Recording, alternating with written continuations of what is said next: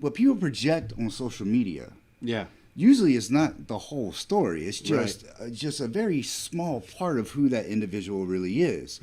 And a lot of times we've seen it over and over that people will say something on social media, somebody's perspective based on their own worldview will look at it, they'll read it through their own lens, right? The way that they perceive things to be. Sure. And they'll either take offense to it or they'll support it. Yeah.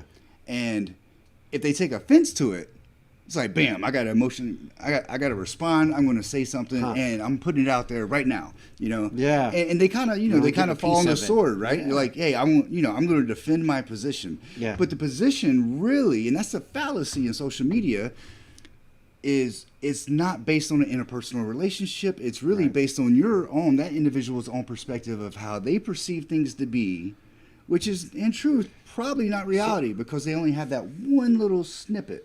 So then why contribute to it? Why build a page like this? Or do you feel like you're changing it? So 100% great question, because this is just the first part, right? Okay. So it's almost like, you got to make a deal with the devil sometimes. And this is it, right? Social media, everybody's in it. Everybody's got a smartphone. They're on it all the time. They're using it. Yeah. So we kind of in my mind, we take this and we go, all right, how can we make this constructive? How can we make this a positive thing? And how can we flip it, Start and humanizing the technology. yeah, it's cyclical, right? So now people start to understand, like, hey, maybe I do need to work on my interpersonal relationships. And so this is a springboard in my mind that we can actually bring the community together. That's so, cool. NCP, Navarre Citizens page, is literally a place where everybody can be themselves, good, right, wrong, or indifferent. Yeah. And you've seen it.